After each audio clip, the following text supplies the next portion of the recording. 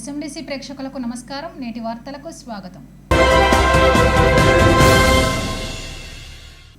ఈ నెల 20న కార్మిక సంఘాలు చేపట్టిన దేశవ్యాప్త సమ్మెకు సింగరేణి కార్మికులు దూరంగా ఉండాలని, కార్మికులంతా విధులకు హాజరై లక్ష్య సాధనకు సహకరించాలని శ్రీరాంపూర్ ఏరియా జీఎం శ్రీనివాస్ కోరారు.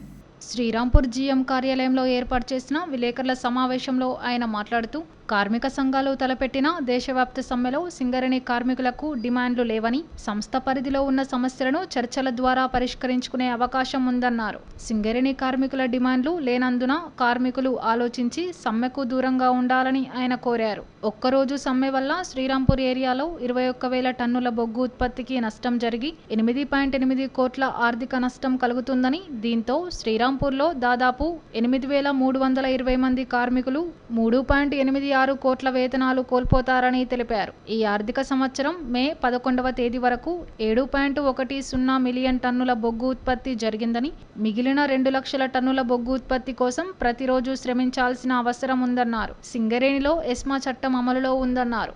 శ్రీరాంపూర్ ఏరియా కార్మికులు సంస్థ పరిస్థితిని అర్థం చేసుకుని సమ్మెలో పాల్గొనకుండా యథావిధిగా విధులకు హాజరు కావాలని ఆయన కోరారు. ఈ సమావేశంలో ఎస్పోటు GM Satyanarayana, DGM personnel Aravindarao, IED SE Kiran, DYPM Kantharao తదితరులు పాల్గొన్నారు. 20వ తారీఖు నాడు కొన్ని కార్మిక సంఘాలు దేశవ్యాప్త ఒకరోజు సమ్మెకు పిలుపునిచ్చాయి. అందులో ఉన్న ప్రధానమైన డిమాండ్లు సింగరేణి పరిధిలో లేనివి. ఆ రోజు మే 20 నాడు సమ్మె చేయడం వల్ల సింగరేణి ఏరియాకి నష్టం ఉంటుంది. సింగరేణి ఏరియా ఒకరోజు 2,15,000 టన్నులు ఉత్పత్తి చేయాల్సింది. ఆ రోజు గిట్ట సమ్మెలో పాల్గొన్నట్టయితే ఉద్యోగులు సింగరేణి సంస్థకి మరి ఉత్పత్తి రూపేణా 19 కోట్ల రూపాయలు నష్టం ఉంటుంది. అట్లాగే వేతనాల రూపేణా కూడా 72 కోట్ల వరకు నష్టం ఉంటుంది. మొత్తం కలిసి శ్రీరాంపూర్ ఏరియా చూసుకున్నట్టయితే సుమారు 4 కోట్లు వేతనాల రూపాయలు నష్టం ఉంటుంది.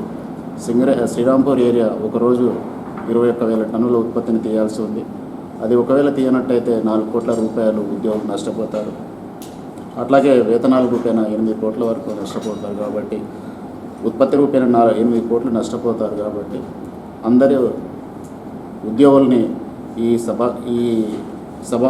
ఈ సందర్భంగా కోరేది ఏంటంటే, స్ట్రైక్లో ఇది మన సింగరేణి పరిధిలో లేదు కాబట్టి అందరూ యథావిధిగా తమ విధులకు హాజరు కావాల్సిందిగా మేనేజ్మెంట్ తరఫున కోరడం.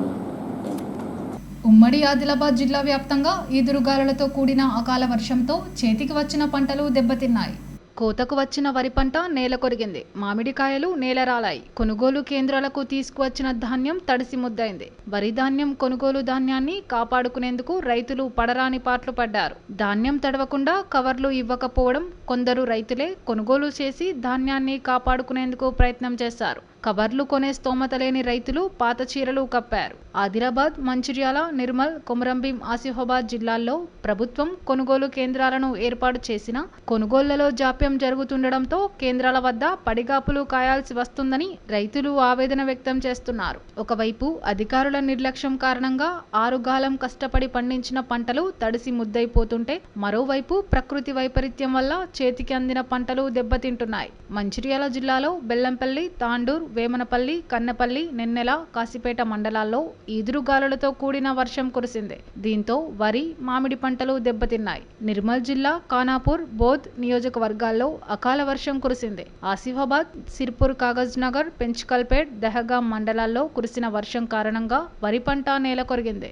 బెల్లంపల్లి 33 kV విద్యుత్ లైన్లో అంతరాయం ఏర్పడడంతో వేమనపల్లి, కన్నపల్లి, భీమిని, నెన్నెల మండలాల్లో విద్యుత్ సరఫరా నిలిచిపోయింది. తడిసిన ధాన్యాన్ని వెంటనే కొనుగోలు చేయాలని రైతులు డిమాండ్ చేస్తున్నారు. ధాన్యం తడవకుండా టార్ఫలిన్ కవర్సు రైతులకు అందజేస్తే ధాన్యం తడవకుండా ఉండేదని రైతులు వాపోతున్నారు.